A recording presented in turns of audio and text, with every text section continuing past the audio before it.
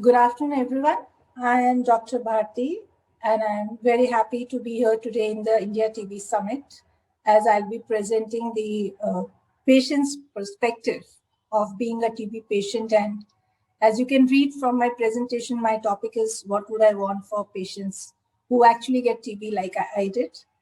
And I think being a TB survivor twice in my life, this is an opportunity for me to actually share my experience during this presentation as how I went through and what I went through and what I look towards in the country.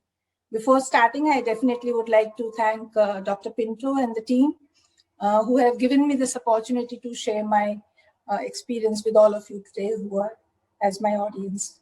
So welcome to you all also. And I would start now. I have tried to make this presentation a little personal because I wanted everybody to have a feel of what a TB patient goes through.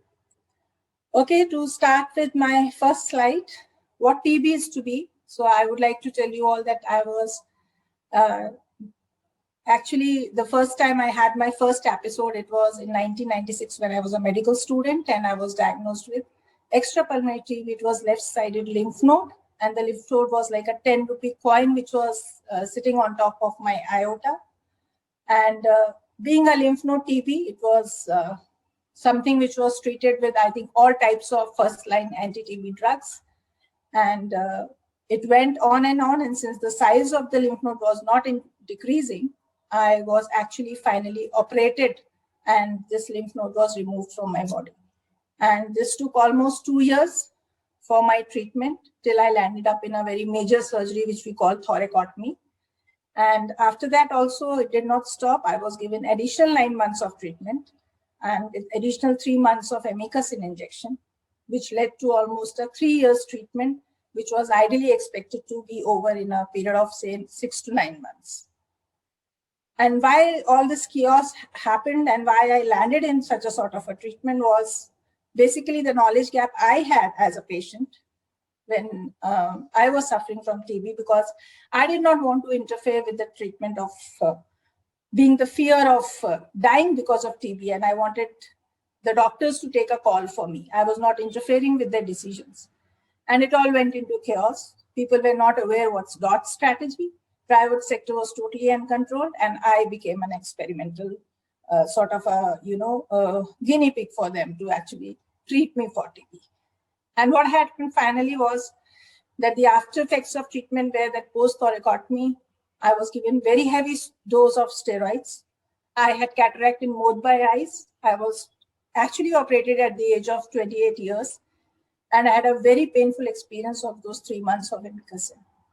I still today have chronic gastritis. So if I don't get a glass full of chilled milk early in the morning, even if it's winter, I can't leave my bed. And even worse was that 10-inch thoracotomy scar, which was actually a physical scar, but it became very emotional for me. I was in a mental trauma, and it affected me personally, my moral, my persona, everything. I followed recurrent abortions. I don't link it to the disease, but definitely since my organism was weak, I almost lost the hope of becoming a mother. And finally, I had a precious pregnancy, which landed up well. And the worst thing which happens to a TB patient is the change in the physical appearance. So that is something which brings in a lot of psychological impact on a TB patient when you actually change what you actually look like before treatment and what you become after treatment. And the story didn't end here. So I lived with this for years. And almost after 20 years of my treatment, I was again diagnosed with MDR-TB in 2017 when I was almost 45 years of my age. And I'm showing you my pictures because this is what brought to me, what was the change which came in me after I took these drugs. So again, what was similar? Again, this was a left-sided lymph node. This time it was under my jaw. So one fresh morning, I get up, I see myself in the mirror and I see a round swelling under my jaw, and it turns out to be MDR-TB. But what was different this time? The difference was this time I had the complete knowledge. I knew where to go. I knew which doctor to approach, which treatment to take. I had the privilege of getting the best diagnosis, timely diagnosis, and being treated by one of the best physicians in the country. And of course, a wonderful boss who just said, Bharti, don't even touch your laptop. So those words I still remember, how my colleagues supported me during this treatment. And I knew what was coming for me. The sufferings are going to be worse. As you all know, the treatment is horrible for an MDR TB patient with 2 years of all side effects. But I was ready to face it because now I had lots of support. I had a job security. I had people who would treat me properly. I knew I was confident I'm getting the best drugs. But what was the severity in this case? So the severity was that I was going to suffer because of somebody who had mismanaged me 20 years ago. Had that treatment not been given to me wrongly, I wouldn't have gone through this. All my first-line drugs were found to be resistant. I had primary resistance to kanamycin, which is one of the major drugs as an injectable for MDR TB patient. And I was left with minimal choice of drugs to actually have treatment. And how did the treatment go? 21 months, 16 pills a day, which my son used to give me. Injection imipenem given through a chemo port. Every morning, evening in a drip for half an hour. So I have to visit the doctor every morning, evening.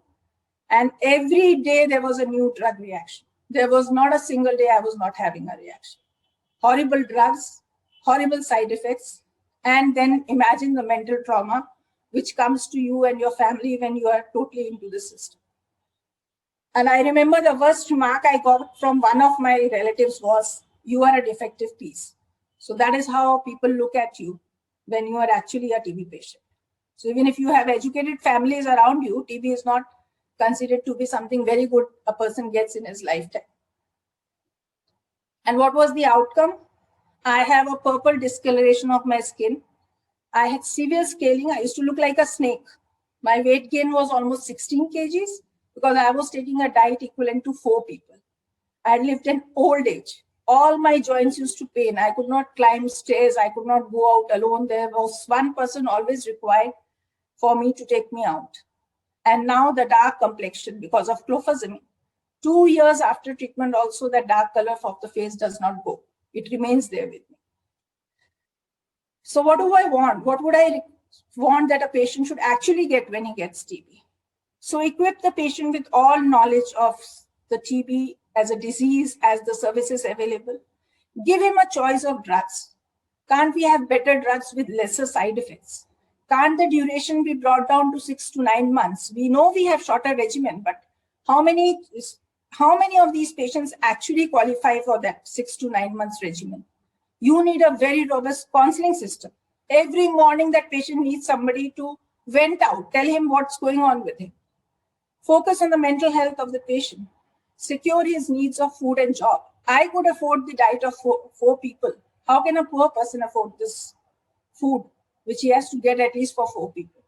So let's think, are we actually saving the lives of TB patients or are we killing them mentally? And let's learn from the COVID pandemic, the new normal. So I'm speaking this because I've been a COVID warrior also. So I imagined when I was having COVID, how could we convince the community to wear a mask in just no time? Everybody was wearing a mask all around. How could we get a vaccine within 6 months? How could health sector respond so aggressively? Why every notified case has received all services? Why are there no TB patient call centers? Were the deaths because of coronavirus more than TB? Not at all. There is no comparison between TB deaths and coronavirus. So let's think this. So to conclude, I would say that there's something definitely we are missing. Government has put all efforts to give us free drugs, free diagnosis. Our Prime Minister is committed for ending TB in 2025, but still we are missing something. So let's work together on it, be the wives of the TB survivors. And as someone has correctly said, let's add life to the years and not years to the life. So just by saving the life of a TB patient, let's not be happy we have saved him. We are actually damaging him physically and mentally. So we have to give him quality of life. So let's think on those grounds, how we move about, how we bring in those drugs to treat a TB patient. Thank you.